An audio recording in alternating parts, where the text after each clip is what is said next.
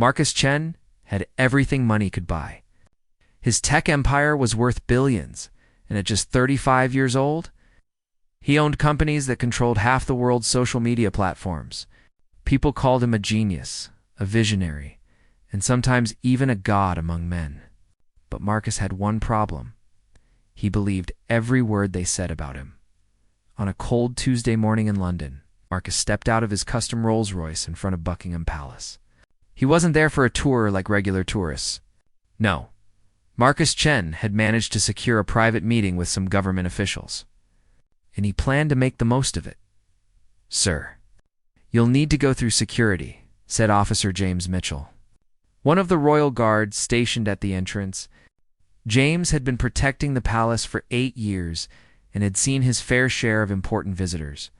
But something about this particular man rubbed him the wrong way. Marcus looked at the guard with disgust. "Do you know who I am?" he asked, his voice dripping with arrogance. "I'm Marcus Chen. I probably make more money in 1 minute than you make in a whole year." James remained calm and professional. "I understand, sir, but everyone must follow the same security procedures. No exceptions." This was not what Marcus wanted to hear. He was used to people bowing down to him, opening doors without question, and treating him like royalty. The fact that this guard, this ordinary man in a funny hat, was telling him what to do made his blood boil. "Listen here, you tin soldier," Marcus snapped, pulling out his phone. "I have 5 million followers on social media. I could destroy your career with one post. Now let me through, or you'll regret it for the rest of your life." The other guards nearby began to take notice. Tourists started pulling out their phones, sensing that something interesting was about to happen. Marcus didn't realize it yet, but he was about to make the biggest mistake of his life. James took a deep breath and maintained his composure. Years of training had taught him how to deal with difficult people, but Marcus was testing his patience like never before. "Sir, I'm going to ask you one more time to please follow our security procedures. It's for everyone's safety, including yours."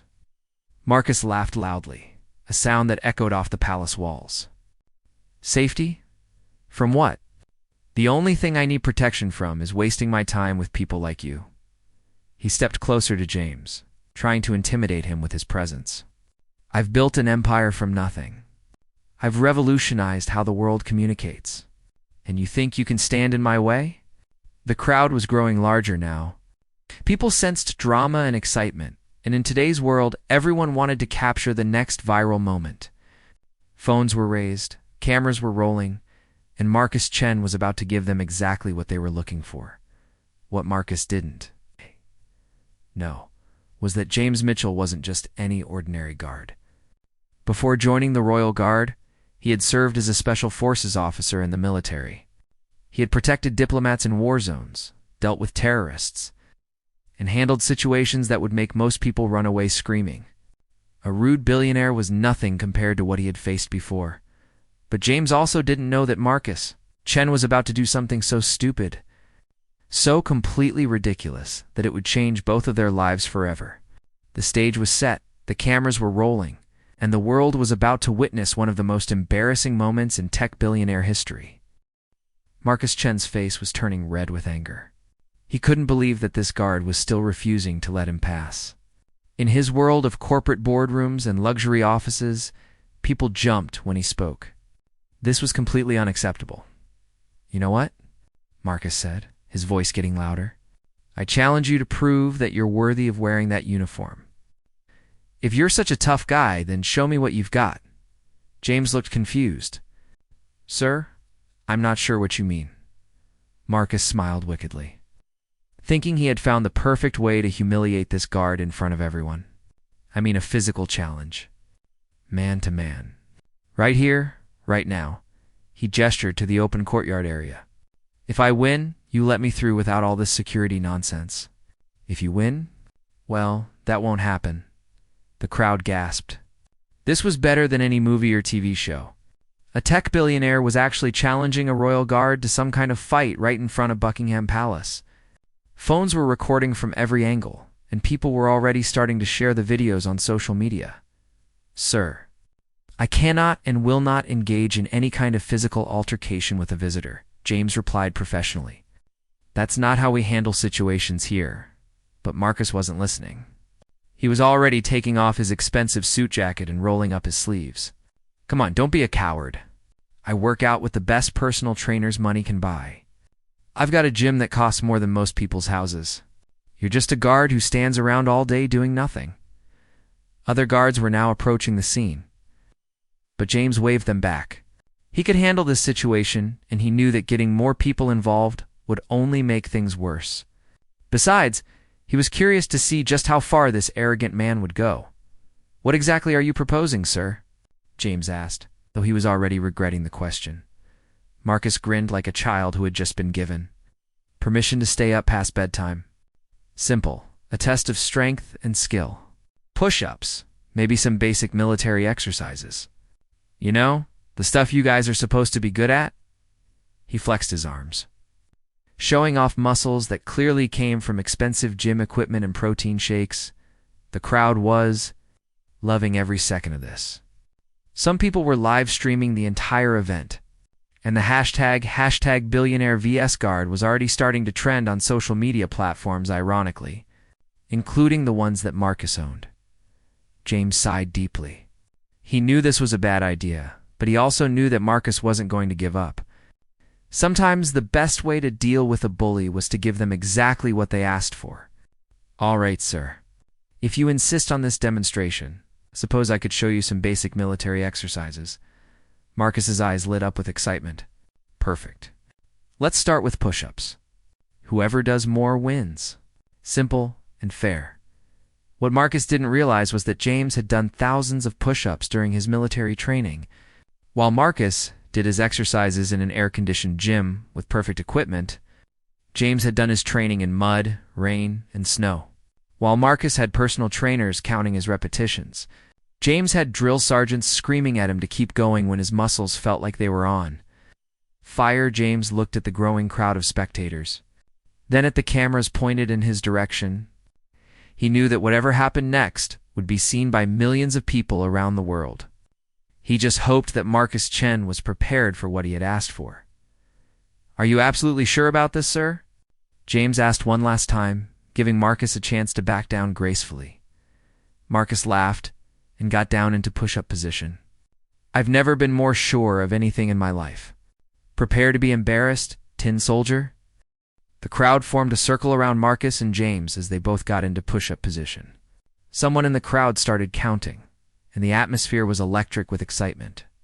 This was the kind of unexpected entertainment that people would talk about for years. "Ready when you are?" "Sir," James said calmly, maintaining perfect form as he prepared for the challenge. Marcus nodded confidently. He had been working out with celebrity trainers for years, and his social media was full of pictures showing off his fitness routine. In his mind, there was no way this ordinary guard could match his level of physical conditioning. 1. The crowd shouted as both men began their first push-up. Marcus powered through the first 10 repetitions easily, smiling and even winking at some of the people recording him. He was clearly enjoying the attention and already imagining how he would post about this victory on his social media accounts. James, meanwhile, moved with mechanical precision. Each push-up was perfect, his back straight, his form flawless, his breathing controlled. He looked like he could do this all day without breaking a sweat. 20. The crowd continued counting. Marcus was still feeling confident, though he was starting to breathe a little harder than he expected. His expensive gym workouts usually involve shorter, more intense sessions with plenty of breaks. This continuous exercise was different from what he was used to. James continued his steady rhythm, showing no signs of fatigue whatsoever. His years of military training had taught him the importance of pacing and endurance.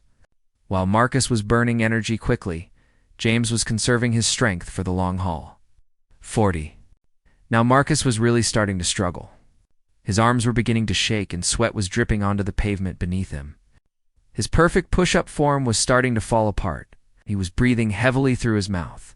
The crowd was getting more excited by the minute. They could see that the cocky billionaire was not as strong as he had claimed to be. Meanwhile, the guard continued his push-ups with the same steady pace he had started with. 50. Marcus's arms were screaming with pain. His designer shirt was soaked with sweat, and his carefully styled hair was now a mess. He tried to keep going, but his push-ups were becoming sloppy and weak. Some of them barely counted as push-ups at all. James was still going strong. His breathing was slightly heavier now, but his form remained perfect. He had done this exact exercise thousands of times during his military career, often while carrying heavy equipment or after running for miles. 60. This was where Marcus hit his wall. His arms gave out completely, and he collapsed onto the pavement, gasping for air like a fish out of water. His face was bright red. He was covered in sweat from head to toe. But James kept going. 70, 80, 90. The crowd was counting louder now, amazed by what they were witnessing. This wasn't just a victory, it was a complete domination. Marcus rolled over onto his back, staring up at the sky and trying to catch his breath.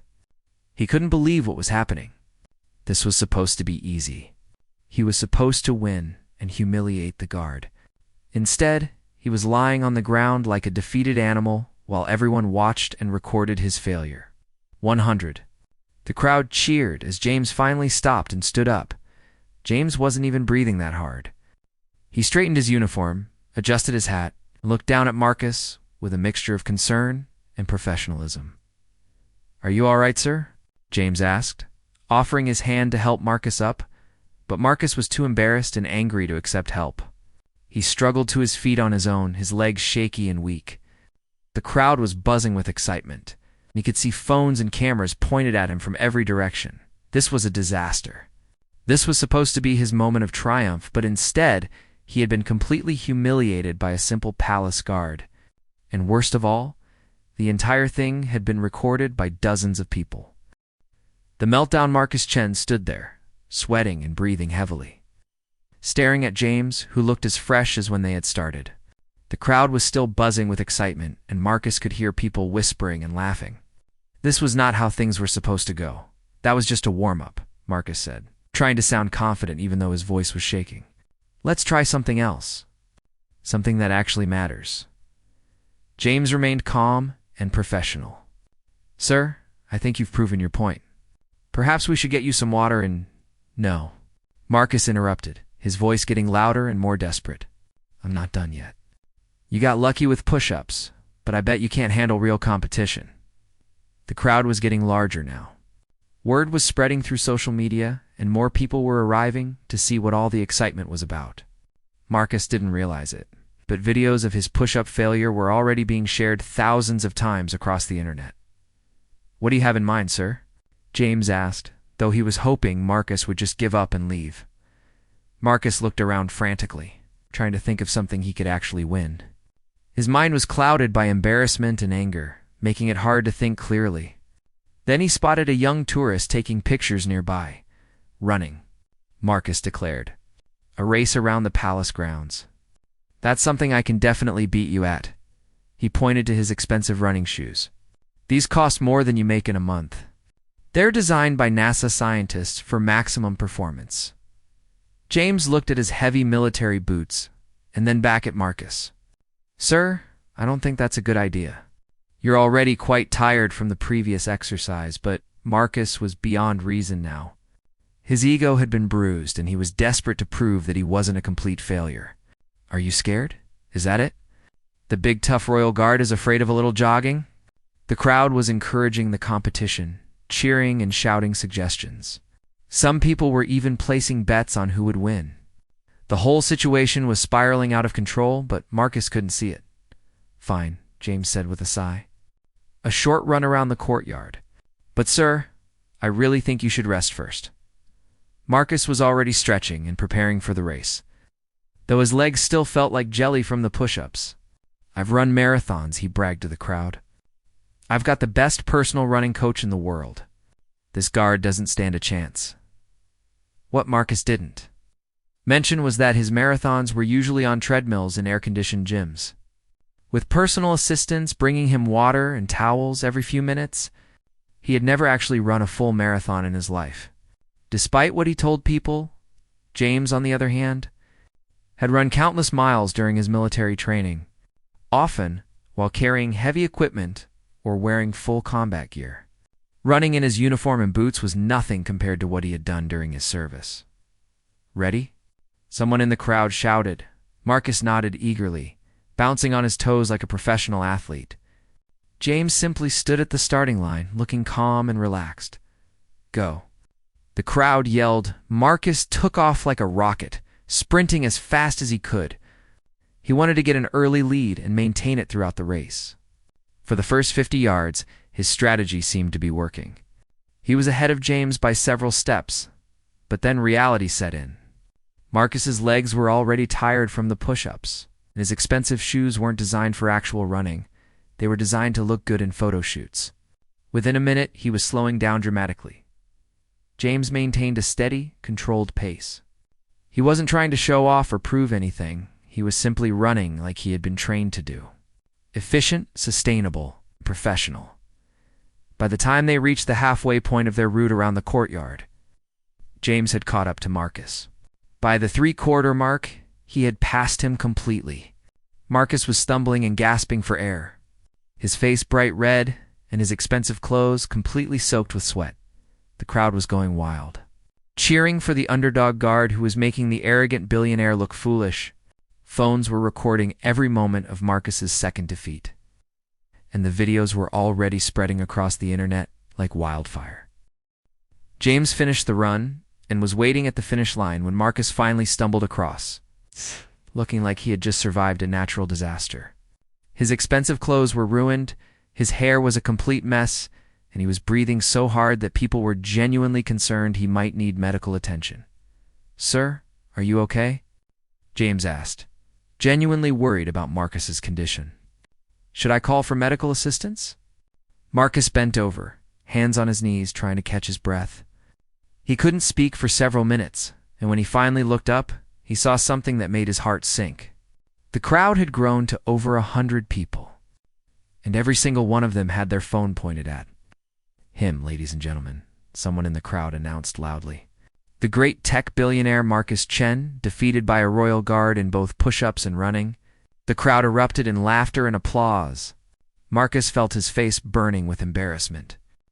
This was supposed to be a private meeting day, a chance to network with important government officials. Instead, it created a public spectacle that was making him look like a complete fool. "Delete those videos," Marcus gasped, pointing at the crowd. "I'll pay you. All of you. Just delete the videos." But it was too late.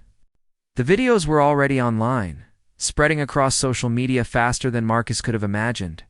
Within minutes, #BillionaireVSGuard was trending worldwide, and Marcus Chen was becoming famous for all the wrong reasons. James helped to a nearby bench and brought him some water. Despite everything that had happened, the guard remained professional and concerned for Marcus's well-being. "Sir, perhaps we should get you inside where you can rest properly," James suggested. But Marcus wasn't listening. He was staring at his phone in horror as he watched the videos of his defeats being shared across every social media platform. The comments were brutal. People were calling him arrogant, weak, and pathetic.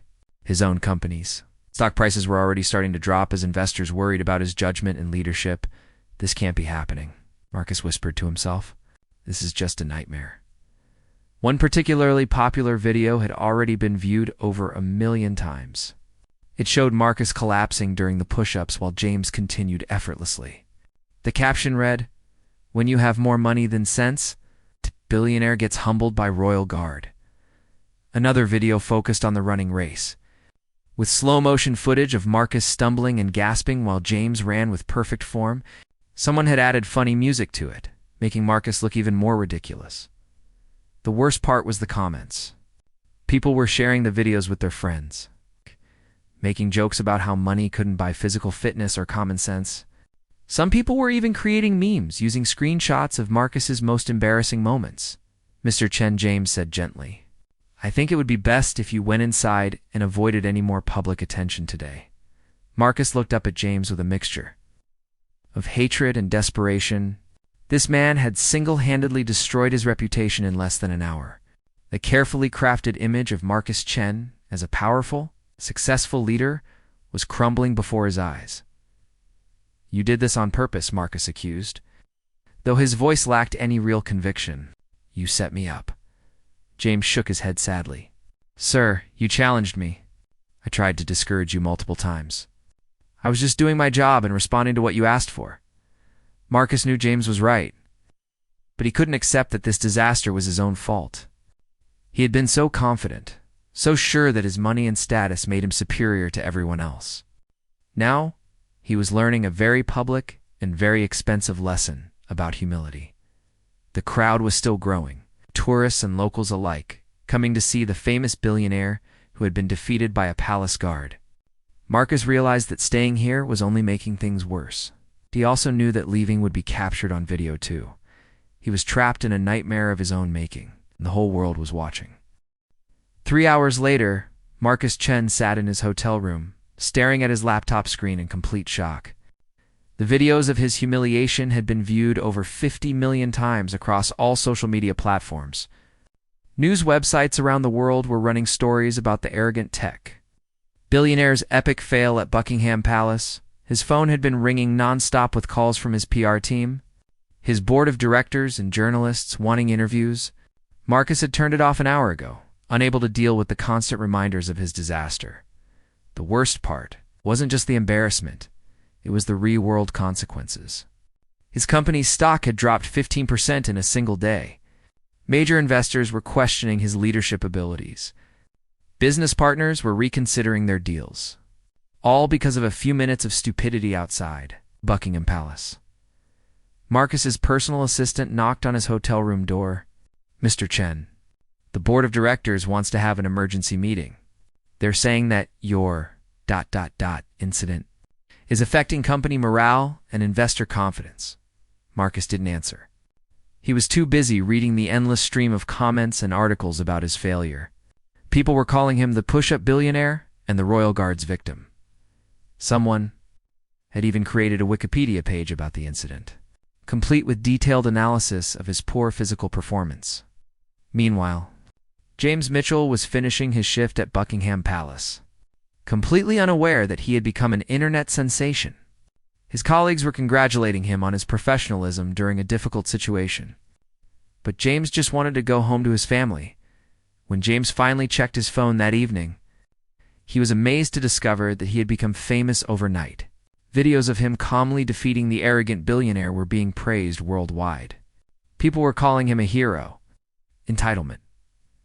James received interview requests from major television networks, book deal offers, and even movie producers wanting to tell his story.